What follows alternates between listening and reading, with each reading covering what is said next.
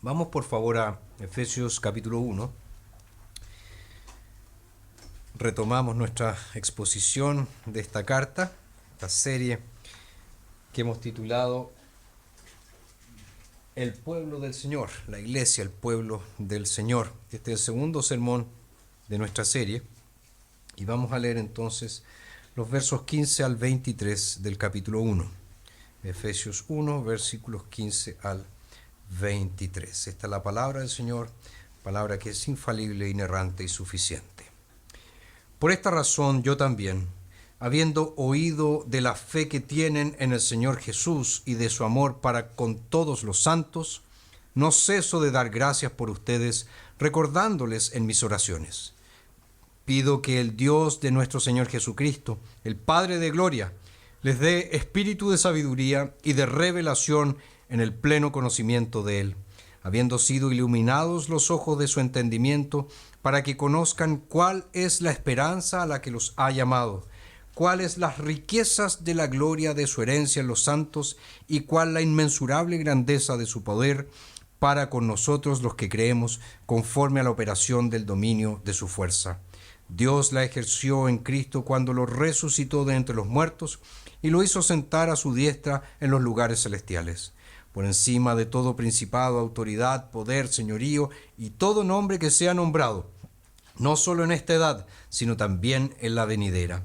Aun todas las cosas las sometió Dios bajo sus pies y lo puso a él por cabeza sobre todas las cosas para la iglesia, la cual es su cuerpo, la plenitud de aquel que todo lo llena en todo. Hasta ahí la lectura para hoy. ¿Cuál es la mayor amenaza que enfrenta la iglesia hoy? ¿Será quizás el progresismo ideológico o la próxima decisión del gobierno acerca del aborto? ¿Cuál es la mayor amenaza para el bienestar y la salud de la iglesia en nuestros días? Bueno, independientemente de las otras amenazas que puedan existir, la principal amenaza es un conocimiento inadecuado, un conocimiento pobre de Dios.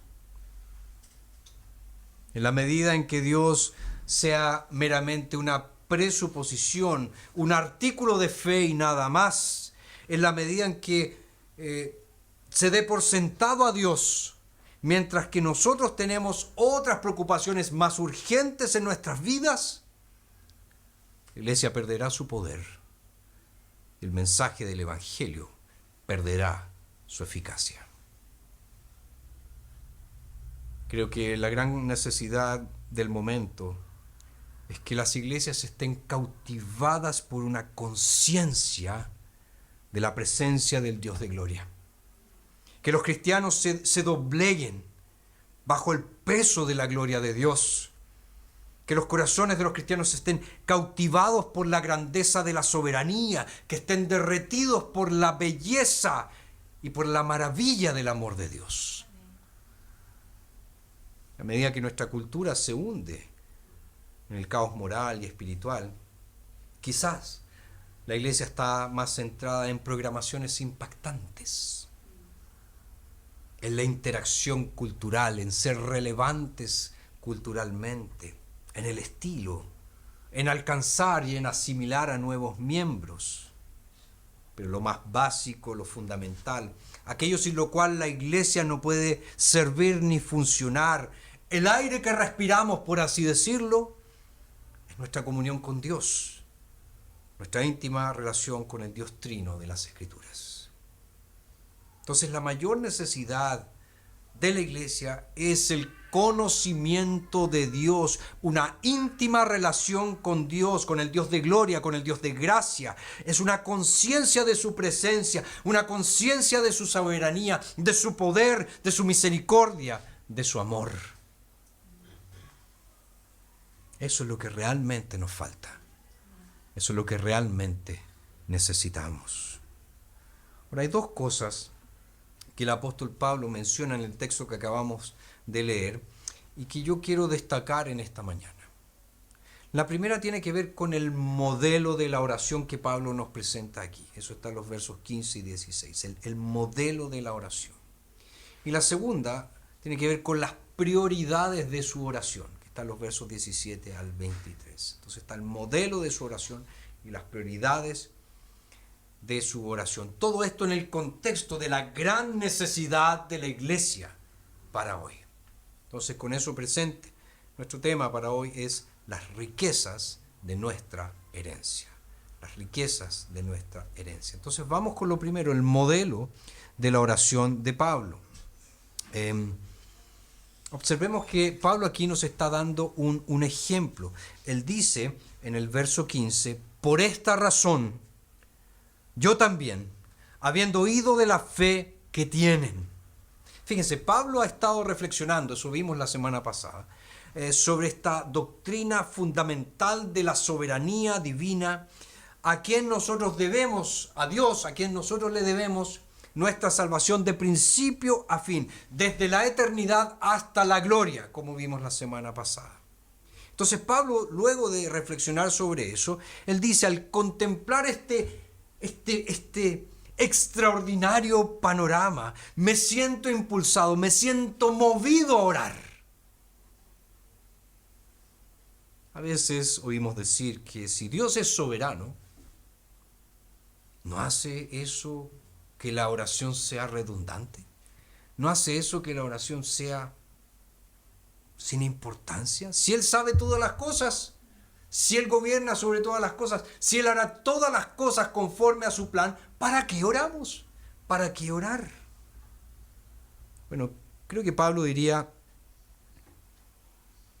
si Dios es tan soberano, ¿por qué orar tan mal y tan poco? Recuerden, dice Pablo, ¿a quién se dirigen ustedes? Al Dios soberano que hace todo para su gloria, cuyo propósito, cuyo plan es infalible. Así que imploren por sus promesas, oren con valentía, sabiendo que oran al Rey de los siglos, al Señor de la historia. Bueno, nuestras oraciones deben tener confianza, deben tener valentía. ¿Y todo eso proviene de qué? Proviene de un claro conocimiento de la soberanía de Dios. Por esta razón, dice Pablo, ¿por quién es Dios? Me siento impulsado a orar. Al saber quién es Dios, mis rodillas tiemblan y caigo delante de Dios. No puedo hacer otra cosa que acudir a Él en dependencia, en adoración, en súplica. Es decir, Pablo ora por quién Dios es. Sabiendo quién es Dios, Pablo ora.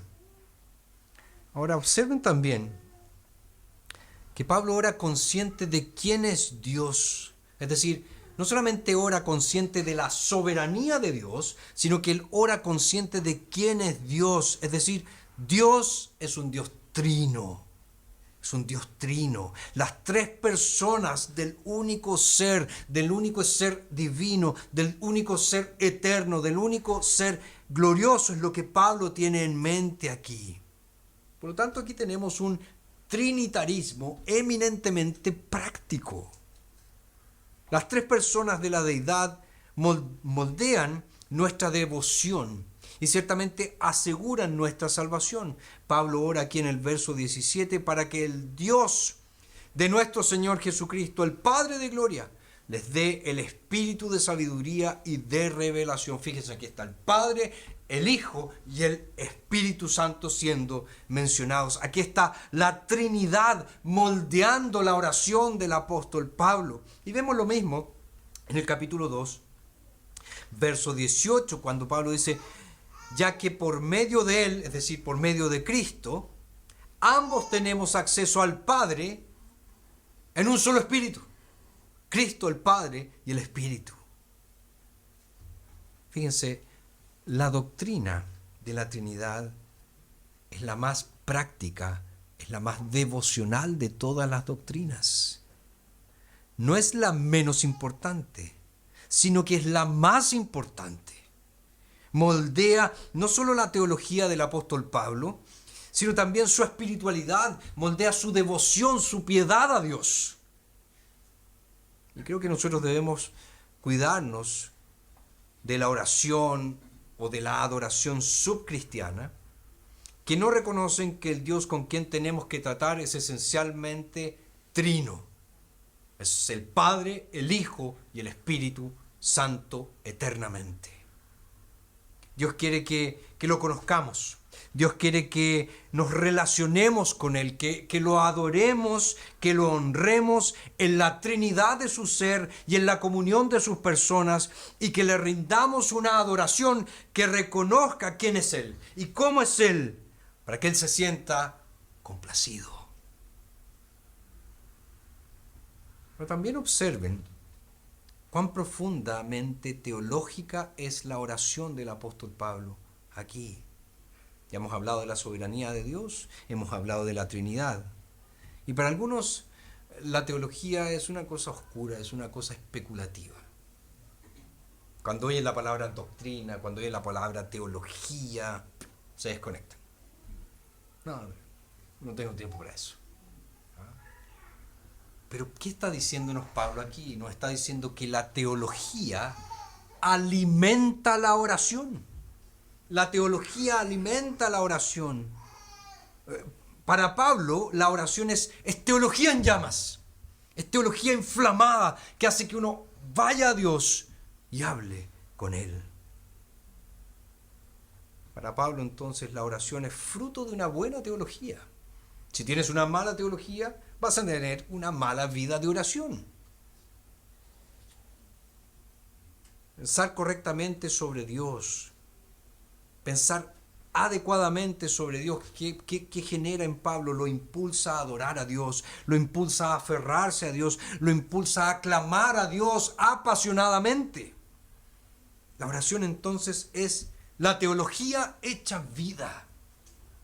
La oración es el principal uso que nosotros le damos a una buena teología. La buena teología no son libros. La buena teología no son podcasts. La buena teología es vida para la gloria de Dios. Ahora, si la teología apaga las llamas del celo,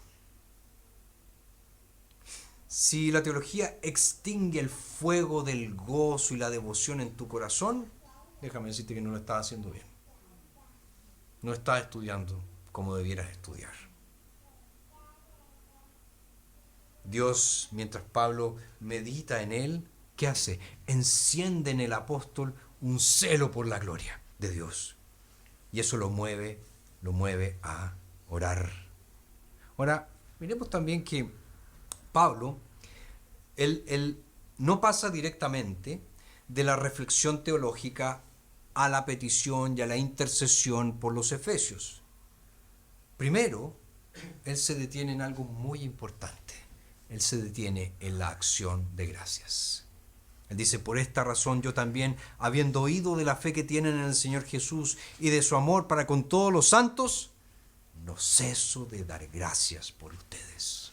No ceso de dar gracias por ustedes. Nosotros ya vimos en el verso 3 de este capítulo 1 que Pablo adora a Dios al reflexionar sobre la extraordinaria perspectiva del plan salvífico. Y ahora Pablo vuelve al tema de la adoración y dice, porque todo lo puedo ver claramente. Puedo ver todo lo que Dios se propuso en la eternidad y obtuvo en la historia en la cruz. Y lo trae a mi propia vida, a mi propia experiencia por el Espíritu Santo. Puedo ver todo esto realizándose en sus vidas, creyentes efesios. He oído de su fe en el Señor Jesús. He oído de su amor por todos los santos. Dios está obrando poderosamente en sus corazones, efesios. Esta no es doctrina abstracta, alejada de la vida real de las personas. No, esta es la realidad, dice Pablo, que transforma por dentro y por fuera y que lleva a alabar a Dios, que lleva a glorificar a Dios por siempre. Mira a tu alrededor.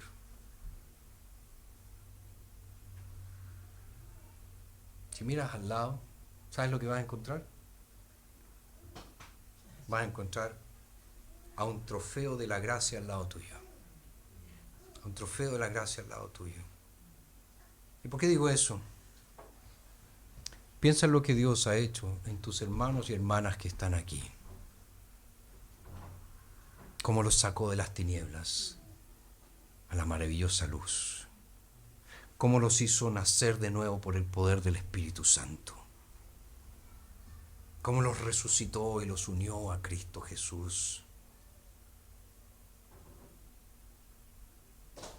Si hay fe en el Señor Jesús y amor por todos los santos en tu corazón, vas a hacer exactamente lo que Pablo hace aquí. Él estalla, él rebosa de gratitud a Dios por sus hermanos. No son una carga, no son un cacho, no son unos pesados. Rebosa de gratitud a Dios por ellos. Y esto le ayuda a regocijarse en Dios. Esto fortalece su confianza en las verdades que Él anuncia, que Él proclama, porque dice, estas verdades son poderosas para salvar, son poderosas para transformar. Y lo puedo ver en ustedes, Efesios, los puedo ver en ustedes que me rodean. Pero notemos también su insistencia y persistencia. No ceso de dar gracias por ustedes, recordándoles en mis oraciones. Aquí hay una gratitud incesante y hay una oración constante. Todos nosotros necesitamos ser exhortados a perseverar, ¿no es verdad? Y mientras suplicamos a Dios por aquellos a quienes nosotros amamos, aquellos que están en nuestras vidas, mientras intercedemos quizás por algún familiar que no conoce a Cristo, o por un ser querido que está sufriendo una enfermedad crónica, nosotros necesitamos que nos animen a perseverar en la oración. Y necesitamos ciertamente perseverar en la oración, y Pablo nos demuestra aquí cómo se hace. Pero notemos dónde está el secreto. El secreto está en que la doctrina de Dios es lo que lo ayuda a perseverar. Es la buena teología lo que lo ayuda a perseverar. No es solo su propia resolución. Yo voy a perseverar. Yo voy a dar gracias sin cesar por ustedes, Efesios. No. No es su propia resolución. No es necesariamente la fecundidad de sus oraciones.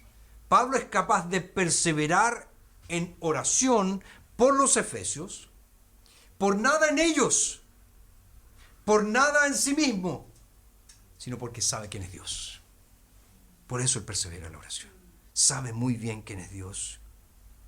Queridos, la soberanía de Dios ayuda a Pablo a perseverar, a seguir orando, sabiendo que el tiempo de Dios es perfecto, sabiendo que su poder es infinito, sabiendo que sus promesas son verdaderas, sabiendo que sus promesas son totalmente confiables.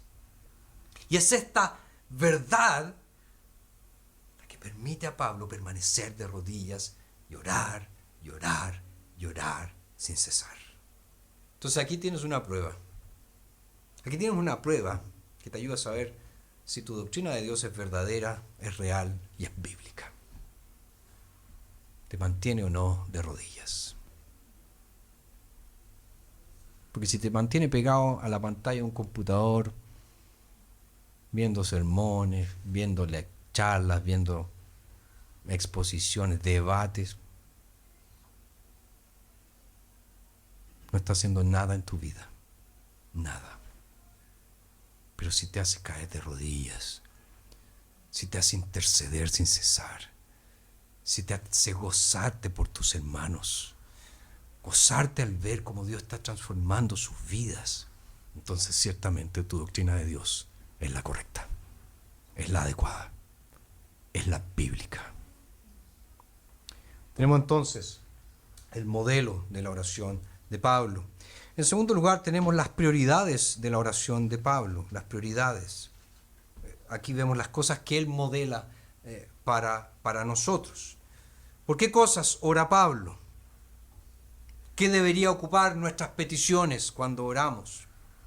Mira el verso número 17. Pablo ora para que el Dios y Padre de nuestro Señor Jesucristo, el Padre de gloria, les dé espíritu de sabiduría y de revelación en el pleno conocimiento de Él. Fíjense, Pablo está orando al Padre por una nueva dotación del Espíritu Santo en la iglesia de Éfeso para que ellos puedan conocerlo mejor. Esa es su petición. Él quiere que los efesios conozcan a Dios, lo conozcan mejor y lo conozcan más. Esa es la gran petición de su oración. La gran preocupación de Pablo, entonces, al pensar en las mayores necesidades de la iglesia en Éfeso, no es que puedan construir un edificio. No es que puedan tener grandes programaciones, impactantes programaciones. No, que conozcan a Dios. Ciertamente ya lo conocen. Él acaba de dar gracias a Dios por eso. Tienen fe en el Señor Jesucristo. Pablo lo dice aquí. Conocen a Dios en Cristo por el poder del Espíritu Santo. Pero Pablo dice, hay más allá. Aún hay más. Aún les quedan las profundidades de la gloria y de la gracia. Profundidades que ustedes pueden explorar. Profundidades que ustedes pueden comprender. Por eso Pablo ora, oh Dios, dale de tu Espíritu Santo para que te conozcan mejor. Para que te conozcan más profundamente, más intensamente, más realmente.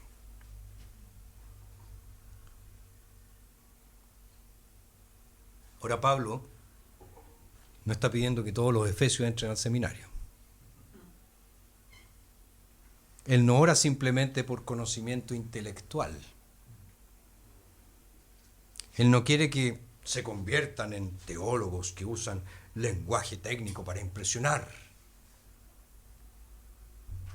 Pablo ora para que Dios les dé el Espíritu Santo, el espíritu de sabiduría, el espíritu de revelación en el pleno conocimiento de Él. Es como si Pablo dijera, Dios derrama tu espíritu sobre nosotros, abre nuestros ojos para conocerte mejor, guíanos a la sabiduría y a la revelación de ti.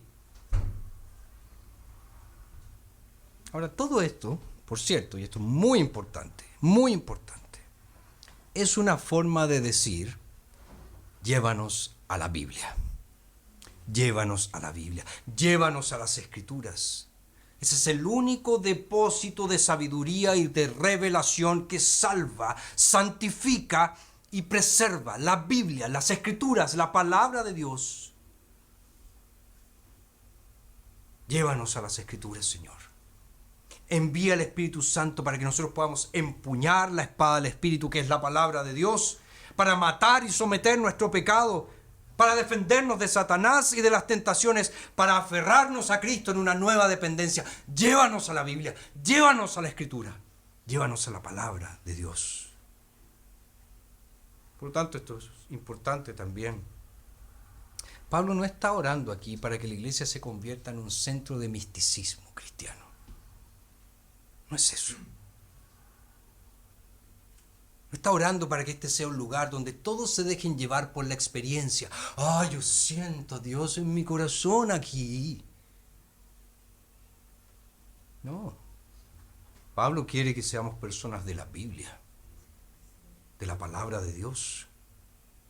Y esa es la gran señal de un derramamiento del Espíritu de Cristo sobre la iglesia. Va a haber un apetito. Va a haber un hambre por la exposición de la palabra de Dios. Y a eso nosotros le llamamos avivamiento. Eso es. ¿O ustedes creen que avivamiento es escuchar más música cristiana? No es eso.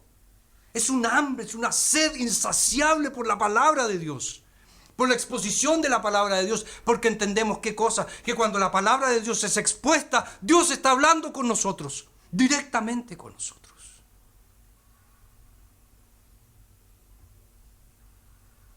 Cuando hay un avivamiento, Dios responde a nuestras oraciones y derrama su espíritu de sabiduría y de revelación en el pleno conocimiento de Él. Y en la iglesia entonces comienza a crecer un hambre por la palabra, comienza a crecer un hambre por las cosas de Dios. Hay una nueva sensación de que el mismo Dios está tratando con nosotros y está hablando con nosotros por medio de la predicación de su palabra. Por eso, ¿cuánto realmente necesitamos orar, como Pablo nos enseña aquí?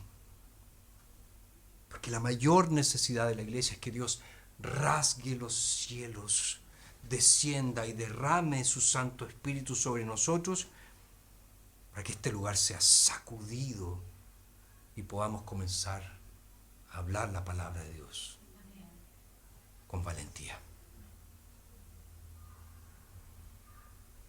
Pero ¿qué sucede cuando el Espíritu viene de esa manera? ¿Cuáles son los efectos? ¿Cuáles son las marcas que deja el Espíritu cuando viene sobre la iglesia de esa manera? Bueno, Pablo nos lo dice. Verso 18. Habiendo sido iluminados los ojos de su entendimiento para que conozcan cuál es la esperanza a la que los ha llamado, cuáles las riquezas de la gloria de su herencia en los santos, y cuál la inmensurable grandeza de su poder para con nosotros los que creemos, conforme a la operación del dominio de su fuerza. Dios la ejerció en Cristo, cuando lo resucitó de entre los muertos y lo hizo sentar a su diestra en los lugares celestiales. Fíjense, aquí hay 3 efectos de una nueva dotación del Espíritu Santo. ¿Cuáles son? Restaurará una comprensión renovada y más profunda de nuestro futuro. De nuestro futuro. En segundo lugar, restaurará una comprensión renovada y más profunda de nuestra identidad, de quiénes somos. Y por último, restaurará una comprensión renovada y más profunda de nuestros recursos. De nuestros recursos. Primero, dice Pablo, conoceremos mejor nuestro futuro. Verso 18. Él habla de saber cuál es la esperanza a la que Él nos ha llamado, a la que Dios nos ha llamado. Y la esperanza en la teología del apóstol Pablo no es una mera ilusión. Nosotros utilizamos mucho el término esperanza en ese sentido, ¿verdad? Tengo la esperanza de que todo va a salir bien. Una ilusión. No sabemos si va a salir todo bien.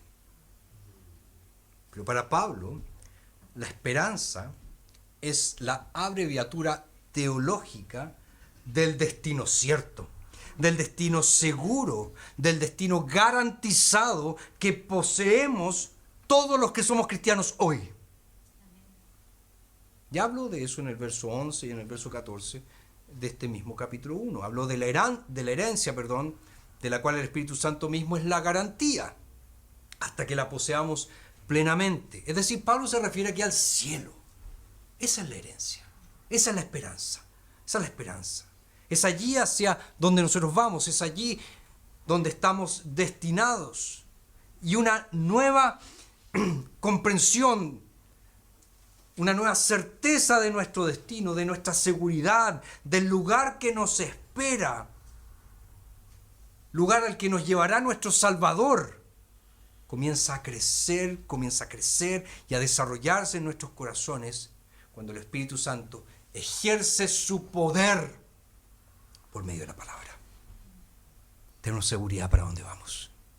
Tenemos seguridad de nuestro destino. Tenemos seguridad que el cielo es mío. Tenemos seguridad que las puertas han sido abiertas para mí y allí estaré por siempre. Amén. Y luego, cuando el Espíritu viene, también nos ayuda a conocer mejor nuestro valor, es decir, nuestra identidad. Fíjese nuevamente el verso 18, Pablo ora para que tengamos el Espíritu y así conozcan, dice, cuál es la esperanza a la que los ha llamado, cuáles las riquezas de la gloria de su herencia en los santos. No sé si percibe lo impactante, lo fascinante de esta frase.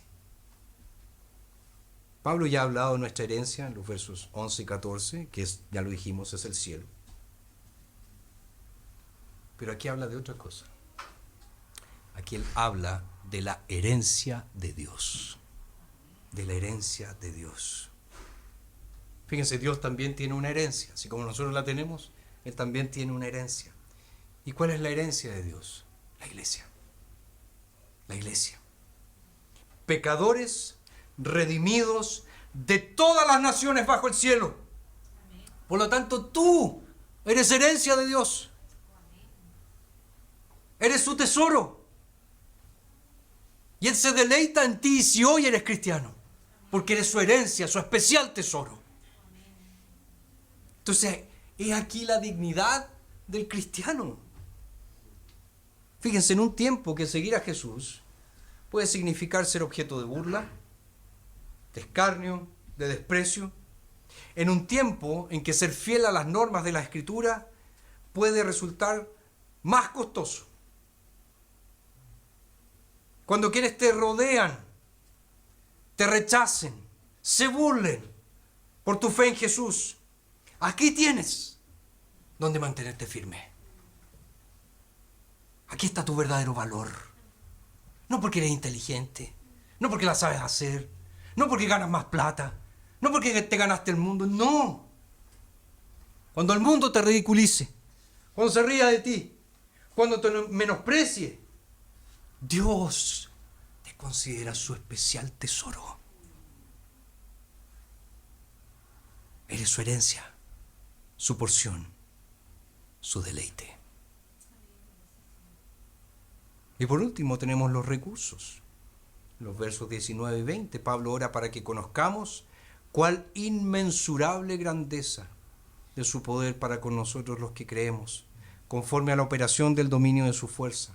Dios la ejerció en Cristo cuando lo resucitó de entre los muertos. Fíjense, Dios no se limita a hacer promesas vacías, ni a llamarnos a vivir de cierta manera, sin darnos el poder para obedecer.